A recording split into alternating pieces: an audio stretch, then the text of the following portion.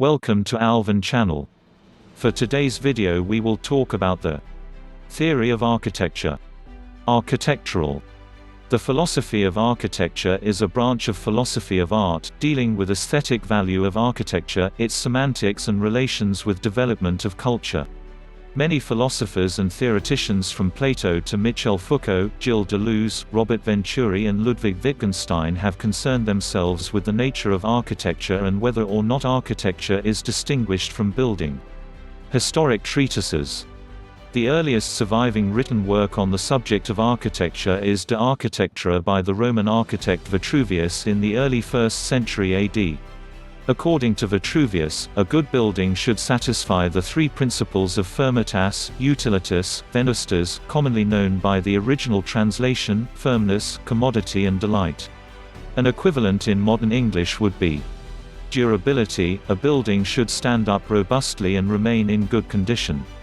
Utility, it should be suitable for the purposes for which it is used. Beauty, it should be aesthetically pleasing. According to Vitruvius, the architect should strive to fulfill each of these three attributes as well as possible. Leon Battista Alberti, who elaborates on the ideas of Vitruvius in his treatise, De Re Edificatoria, saw beauty primarily as a matter of proportion, although ornament also played a part. For Alberti, the rules of proportion were those that governed the idealized human figure, the golden mean. The most important aspect of beauty was, therefore, an inherent part of an object, rather than something applied superficially, and was based on universal, recognizable truths. The notion of style in the arts was not developed until the 16th century, with the writing of Vasari.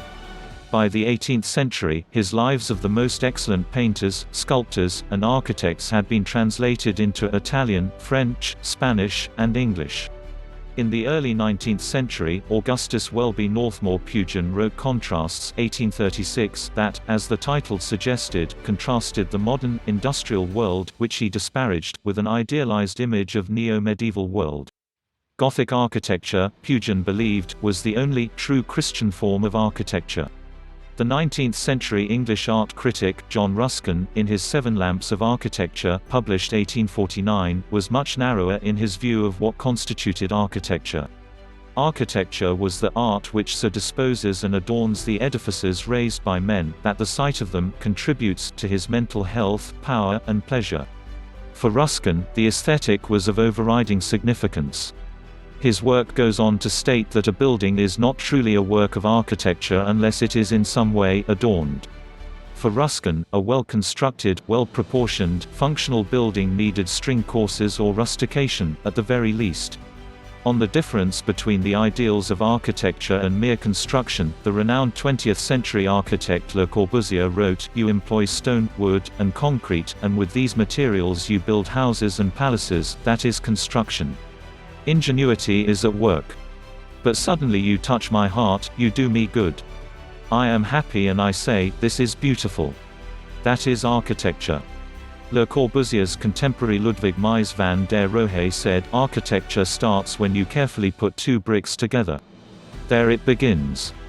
The view shows a 20th-century building with two identical towers very close to each other rising from a low building which has a dome at one end, and an inverted dome, like a saucer, at the other. The National Congress of Brazil, designed by Oscar Niemeyer Modern Concepts. The notable 19th-century architect of skyscrapers, Louis Sullivan, promoted an overriding precept to architectural design: form follows function. While the notion that structural and aesthetic considerations should be entirely subject to functionality was met with both popularity and skepticism, it had the effect of introducing the concept of function in place of Vitruvius' utility. Function came to be seen as encompassing all criteria of the use, perception and enjoyment of a building, not only practical but also aesthetic, psychological and cultural. Nunzia Rondinini stated, "Through its aesthetic dimension architecture goes beyond the functional aspects that it has in common with other human sciences. Through its own particular way of expressing values, architecture can stimulate and influence social life without presuming that, in and of itself, it will promote social development." To restrict the meaning of architectural formalism to art for art's sake is not only reactionary, it can also be a purposeless quest for perfection or originality which degrades form into a mere instrumentality. Among the philosophies that have influenced modern architects and their approach to building design are rationalism, empiricism, structuralism, poststructuralism, deconstruction and phenomenology. In the late 20th century, a new concept was added to those included in the compass of both structure and function, the consideration of sustainability, hence sustainable architecture. To satisfy the contemporary ethos, a building should be constructed in a manner which is environmentally friendly in terms of the production of its materials, its impact upon the natural and built environment of its surrounding area, and the demands that it makes upon non-sustainable power sources for heating, cooling, water and waste management, and lighting. History of architecture. Origins and vernacular architecture. Building first evolved out of the dynamics between needs, shelter, security, worship, etc., and means, available building materials and attendant skills. As human cultures developed and knowledge began to be formalized through oral traditions and practices, building became a craft, and architecture is the name given to the most highly formalized and respected versions of that craft. It is widely assumed that architectural success was the product of a process of trial and error, with progressively less trial and more replication as the results of the process proved increasingly satisfactory. What is termed vernacular architecture continues to be produced in many parts of the world. Prehistoric architecture. Early human settlements were mostly rural. Expanding economies resulted in the creation of urban areas which in some cases grew and evolved very rapidly, such as that of Catalhoyuk in Anatolia and Mohenjo-Daro of the Indus Valley Civilization in modern-day Pakistan. Neolithic settlements and cities include Göbekli Tepe and Catalhoyuk in Turkey, Jericho in the Levant, Mehrgarh in Pakistan, Nap of Howrah and Skara Brae, Orkney Islands, Scotland, and the Cucuteni Tripilian culture settlements in Romania, Moldova and Ukraine. Ancient architecture. In many ancient civilizations such as those of Egypt and Mesopotamia, architecture and urbanism reflected the constant engagement with the divine and the supernatural, and many ancient cultures resorted to monumentality in architecture to represent symbolically the political power of the ruler, the ruling elite, or the state itself. The architecture and urbanism of the classical civilizations such as the Greek and the Roman evolved from civic ideals rather than religious or empirical ones, and new building types emerged. Architectural style developed in the form of the classical orders. Roman architecture was influenced by Greek architecture as they incorporated many Greek elements into their building practices. Texts on architecture have been written since ancient time. These texts provided both general advice and specific formal prescriptions or canons. Some examples of canons are found in the writings of the 1st century BCE Roman architect Vitruvius. Some of the most important early examples of canonic architecture are religious. Asian architecture. The architecture of different parts of Asia developed along different lines from that of Europe. Buddhist, Hindu and Sikh architecture each having different characteristics. Indian and Chinese architecture have had great influence on the surrounding regions, while Japanese architecture has not. Buddhist architecture, in particular, showed great regional diversity. Hindu temple architecture, which developed from around the 5th century CE, is in theory governed by concepts laid down in the Shastras, and is concerned with expressing the macrocosm and the microcosm. In many Asian countries, pantheistic religion led to architectural forms that were designed specifically to enhance the natural landscape.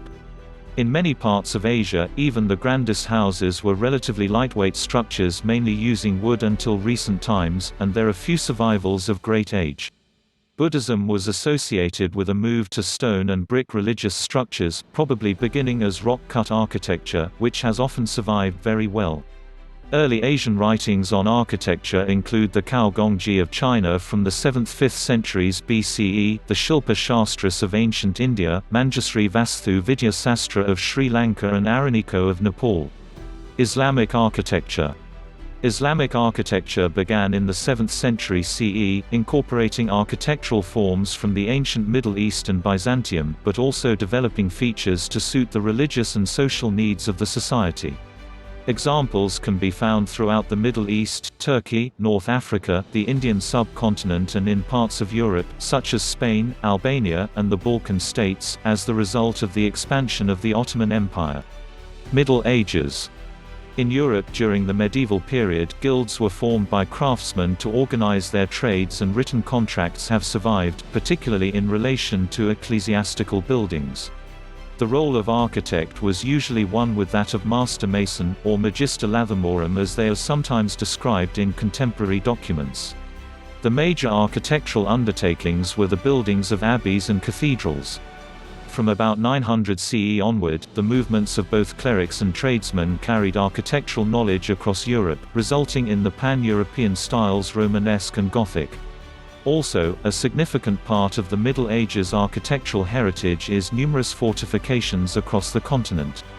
From Balkans to Spain, and from Malta to Estonia, these buildings represent an important part of European heritage. Renaissance and the architect. In Renaissance Europe, from about 1400 onwards, there was a revival of classical learning accompanied by the development of Renaissance humanism, which placed greater emphasis on the role of the individual in society than had been the case during the medieval period. Buildings were ascribed to specific architects, Brunelleschi, Alberti, Michelangelo, Palladio, and the cult of the individual had begun.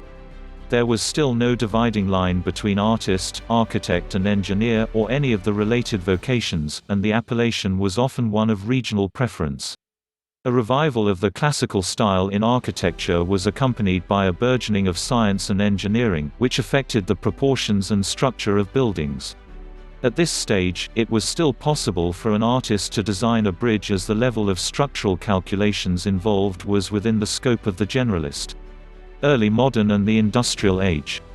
With the emerging knowledge in scientific fields and the rise of new materials and technology, architecture and engineering began to separate, and the architect began to concentrate on aesthetics and the humanist aspects, often at the expense of technical aspects of building design.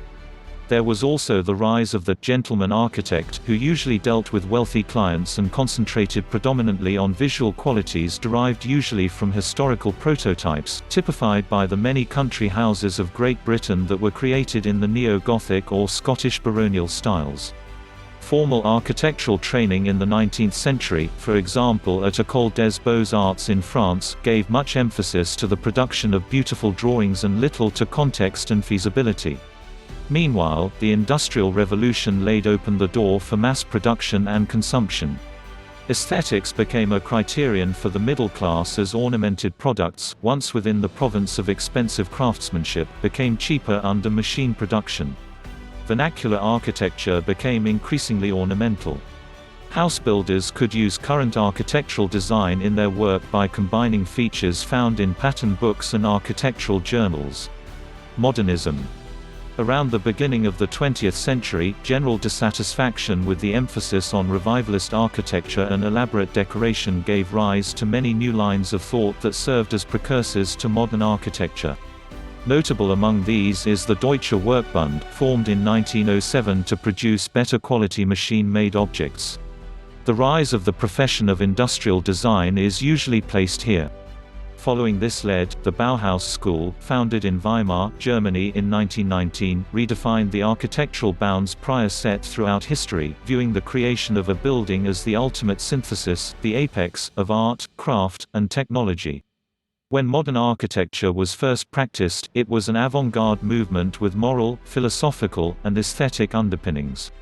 Immediately after World War I, pioneering modernist architects sought to develop a completely new style appropriate for a new post-war social and economic order, focused on meeting the needs of the middle and working classes.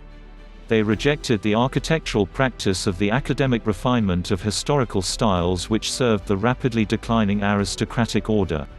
The approach of the modernist architects was to reduce buildings to pure forms, removing historical references and ornament in favor of functional details. Buildings displayed their functional and structural elements, exposing steel beams and concrete surfaces instead of hiding them behind decorative forms.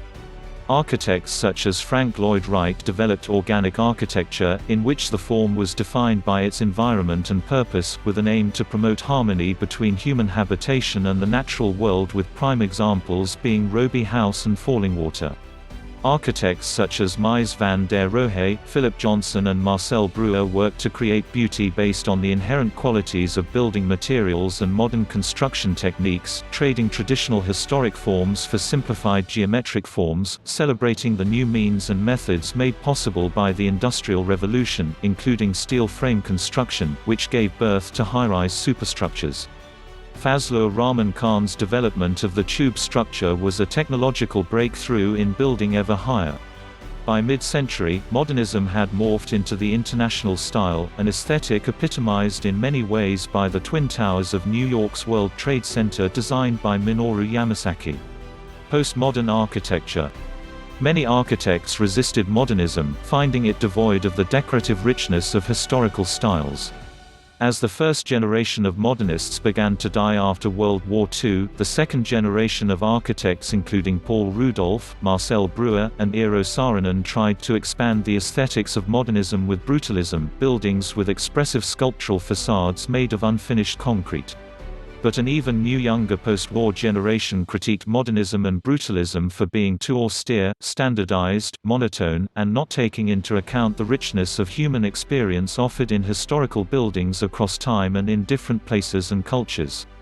One such reaction to the cold aesthetic of modernism and brutalism is the school of metaphoric architecture, which includes such things as biomorphism and zoomorphic architecture, both using nature as the primary source of inspiration and design. While it is considered by some to be merely an aspect of postmodernism, others consider it to be a school in its own right and a later development of expressionist architecture. 20. Beginning in the late 1950s and 1960s, architectural phenomenology emerged as an important movement in the early reaction against modernism, with architects like Charles Moore in the United States, Christian Norberg Schultz in Norway, and Ernesto Nathan Rogers and Vittorio Gregotti, Michel Valéry, Bruno Zevi in Italy, who collectively popularized an interest in a new contemporary architecture aimed at expanding human experience using historical buildings as models and precedents. Postmodernism produced a style that combined contemporary building technology and cheap materials, with the aesthetics of older pre-modern and non-modern styles, from high classical architecture to popular or vernacular regional building styles. Robert Venturi famously defined postmodern architecture as a decorated shed, an ordinary building which is functionally designed inside and embellished on the outside, and upheld it against modernist and brutalist ducts buildings with unnecessarily expressive tectonic forms. Architecture today. Contemporary architecture. Since the 1980s, as the complexity of buildings began to increase, in terms of structural systems, services, energy and technologies, the field of architecture became multidisciplinary with specializations for each project type, technological expertise or project delivery methods. Moreover, there has been an increased separation of the design architect from the project architect, who ensures that the project meets the required standards and deals with matters of liability. The preparatory processes for the design of any large building have become increasingly complicated, and require preliminary studies of such matters as durability, sustainability, quality, money, and compliance with local laws. A large structure can no longer be the design of one person but must be the work of many. Modernism and postmodernism have been criticized by some members of the architectural profession who feel that successful architecture is not a personal, philosophical, or aesthetic pursuit by individualists, rather it has to consider everyday needs of people and use technology to create livable environments, with the design process being informed by studies of behavioral, environmental, and social sciences. Environmental sustainability has become a mainstream issue, with a profound effect on the architectural profession.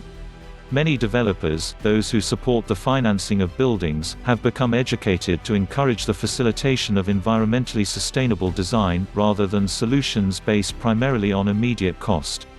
Major examples of this can be found in passive solar building design, greener roof designs, biodegradable materials, and more attention to a structure's energy usage.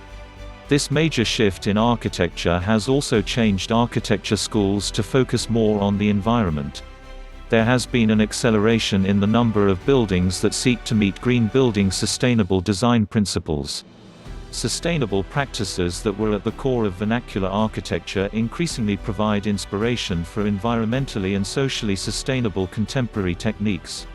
The U.S. Green Building Council's Leadership in Energy and Environmental Design rating system has been instrumental in this. Concurrently, the recent movements of New Urbanism, Metaphoric Architecture and New Classical Architecture promote a sustainable approach towards construction that appreciates and develops smart growth, architectural tradition and classical design. This in contrast to modernist and globally uniform architecture, as well as leaning against solitary housing estates and suburban sprawl. Glass curtain walls, which were the hallmark of the ultra-modern urban life in many countries, surfaced even in developing countries like Nigeria, where international styles had been represented since the mid-20th century, mostly because of the leanings of foreign-trained architects. Other types of architecture.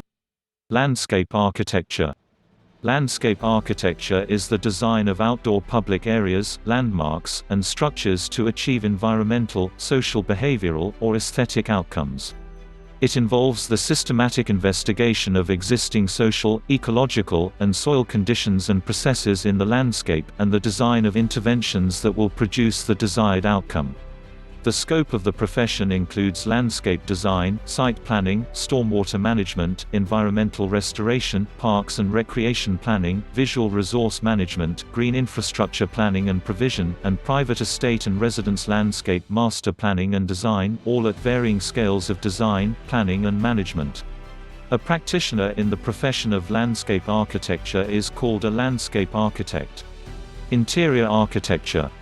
Interior architecture is the design of a space which has been created by structural boundaries and the human interaction within these boundaries. It can also be the initial design and plan for use, then later redesigned to accommodate a changed purpose, or a significantly revised design for adaptive reuse of the building shell.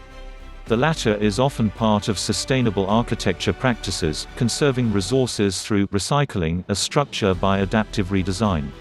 Generally referred to as the spatial art of environmental design, form and practice, interior architecture is the process through which the interiors of buildings are designed, concerned with all aspects of the human uses of structural spaces. Put simply, interior architecture is the design of an interior in architectural terms. Naval architecture. Naval architecture, also known as naval engineering, is an engineering discipline dealing with the engineering design process, shipbuilding, maintenance, and operation of marine vessels and structures. Naval architecture involves basic and applied research, design, development, design evaluation and calculations during all stages of the life of a marine vehicle. Preliminary design of the vessel, its detailed design, construction, trials, operation and maintenance, launching and dry docking are the main activities involved. Ship design calculations are also required for ships being modified by means of conversion, rebuilding, modernization, or repair.